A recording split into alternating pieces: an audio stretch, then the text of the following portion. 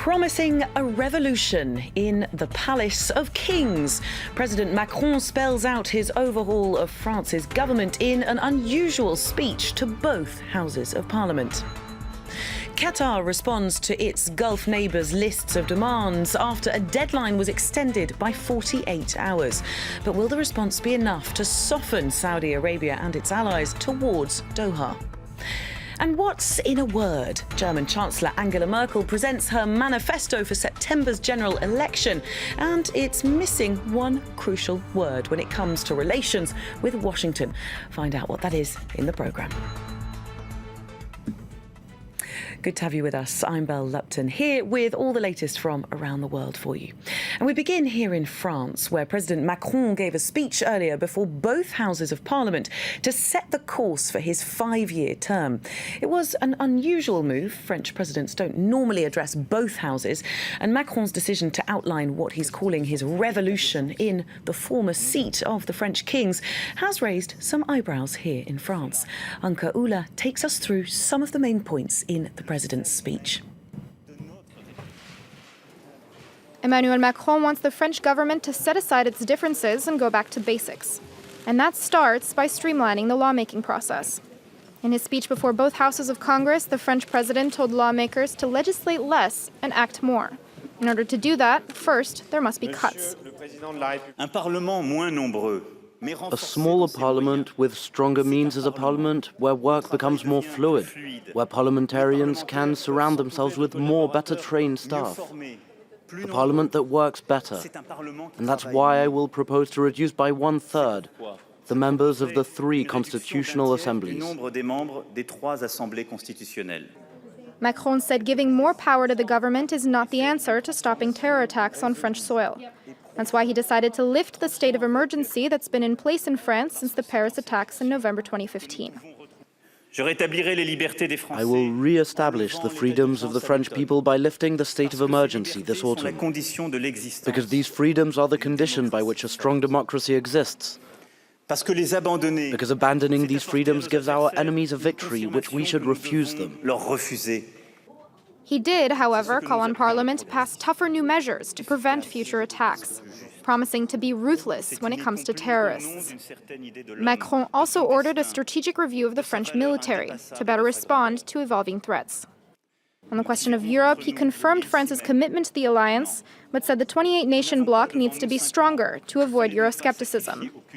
In order to do that, he called for democratic conventions, where countries can discuss reforms to reinvigorate the European Union. Well, on the other side of the city from where Emmanuel Macron was giving that speech, police arrested a man who's now been charged with plotting to assassinate the president. The 23-year-old suspect was planning to kill Macron at France's Bastille Day military parade next week. Police were alerted to his plot by users of an internet chat room where the young man allegedly said he wanted to buy a firearm. 3 kitchen knives were found in a vehicle at his home. Qatar has responded to a list of demands from Saudi Arabia and its allies after they agreed to give it another 48 hours to address their grievances. Emerald Maxwell reports. The Qatari foreign minister touching down in Kuwait to deliver in person Qatar's official response to its neighbours' demands. Demands that he called so severe they were made to be rejected. It came hours after Saudi Arabia and its allies announced they were giving their blockaded neighbour 2 more days to comply. The list of 13 requirements include Doha downgrading diplomatic ties with Iran, expelling Turkish troops from its territory, and closing broadcaster Al Jazeera. It's an extraordinary list of demands because essentially it would mean that Qatar would become a vassal state of Saudi Arabia. It would surrender its foreign policy. It would surrender and close down its media stations, not just Al Jazeera, the entire network and other branches of its media output. And there's simply no way that it's going to do that. Saudi Arabia, supported by the UAE, Bahrain and Egypt, has led a blockade of Qatar since the beginning of June. They severed air, sea and ground links because they accused Doha of supporting Islamic extremism and of being too close to their rival Iran, claims Qatar strongly denies. But the blockade is increasingly pushing it into an effective alliance with Turkey and Iran. because they've stepped in to provide it with food and supplies. Qatar says it's ready to defend itself militarily if it comes to it. But the most likely next steps are fresh sanctions, or kicking Qatar out of the Gulf Cooperation Council. Leaders from across Africa are meeting in the Ethiopian capital for the 29th summit of the African Union.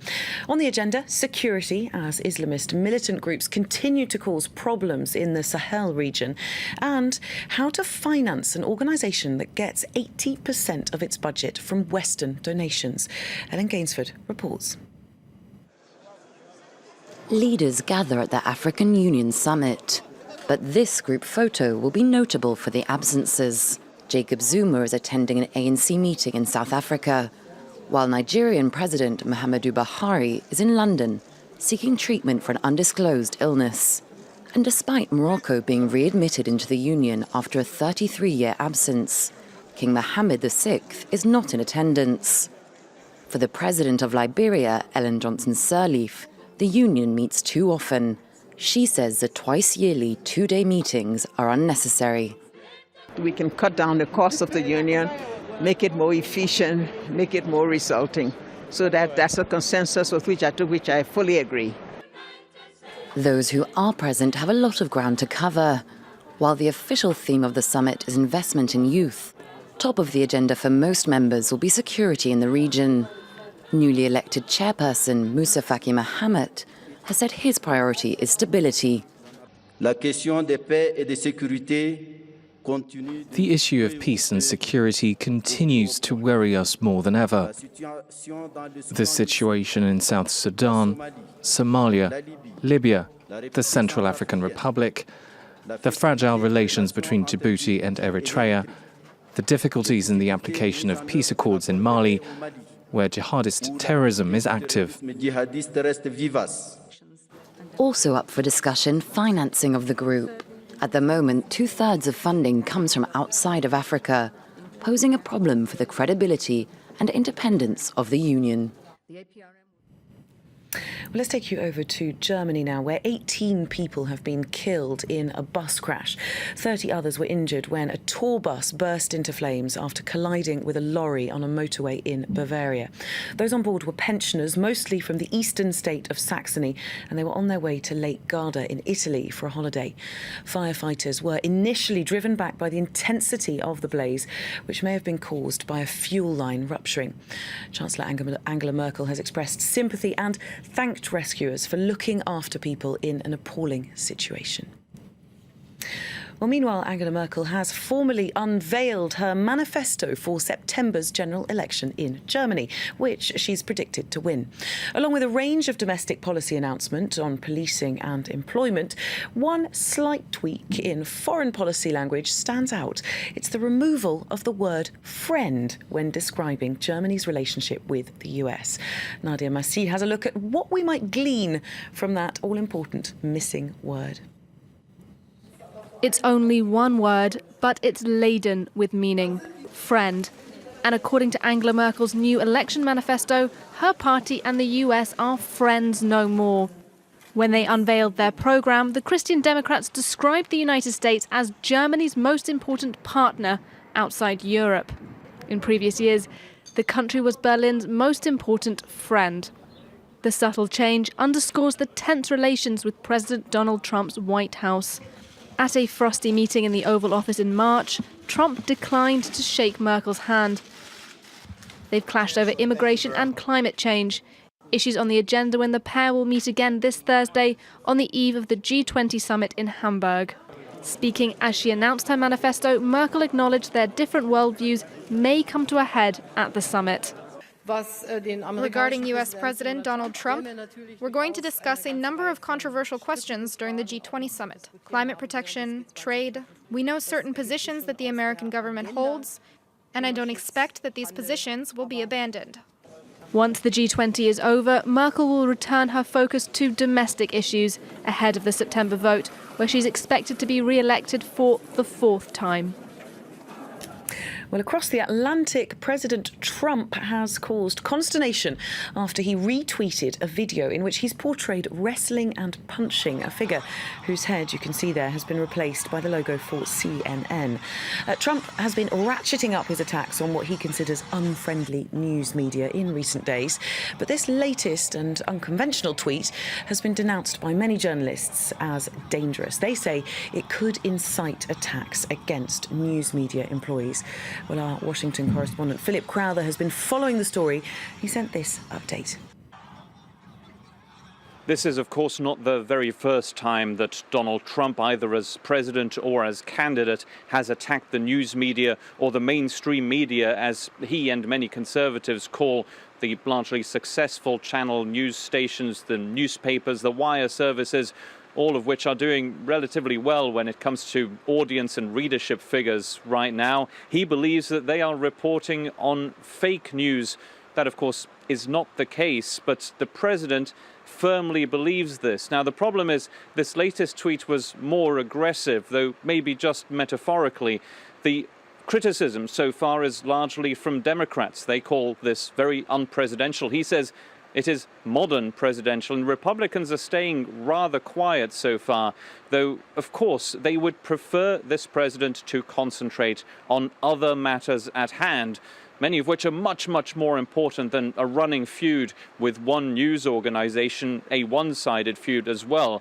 At that, there are serious things for this US president to prepare. A meeting with the Russian President Vladimir Putin that will take place next week already. Then there's a legislative agenda that Republicans in Congress would certainly want this president to talk more about. They want to get a repeal bill passed for Obamacare in the Senate, also maybe as early as in the next few weeks' time. There is plenty for this president to chew on and to tweet about, though he prefers to tweet about his fights with the media, in this case, a very metaphorical depiction of a fight with the cable news network CNN, who have criticized him severely for doing this.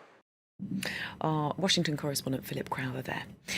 New Jersey's Governor Christie is also courting controversy. He's been photographed on a beach with his family, a beach which he actually had closed as part of a government shutdown over budget disagreements. Parks, beaches and ferries have been shut down for the past 3 days in the state, forcing many residents to cancel their 4th of July plans. Laurent Berstecker explains.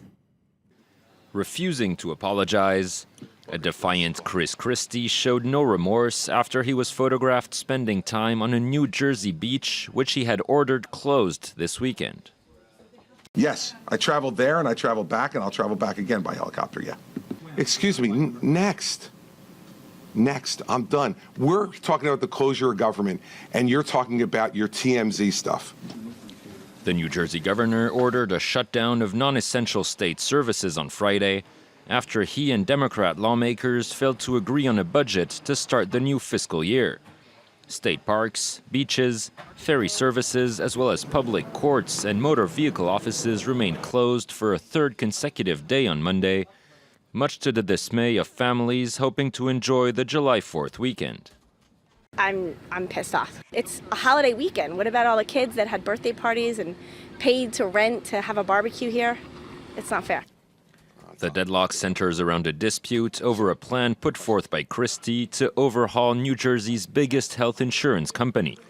Several Democrats, including Assembly Speaker Vincent Prieto, have opposed the move, saying it could lead to higher insurance premiums. Yet Democratic Senate President Steve Sweeney hinted on Monday he would be seeking a compromise with Christie to put an end to the shutdown. And we've just got time for one more. It's for any of you who enjoy winter sports. Well, if we're talking about winter sports, July isn't exactly the time of year you'd expect to be pulling on your woolly hat and heading to the slopes, is it?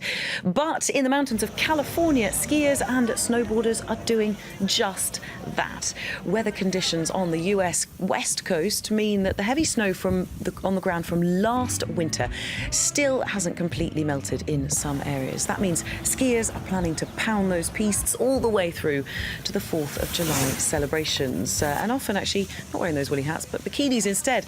Well, this resort of Squaw Valley says it's only the 4th time ever that it's stayed open this late in the season. There you go, just time enough for you to get there if you grab your skates on. Well, that's it from me for this roundup, but I'll be back in 15 minutes with all the latest then. See you then.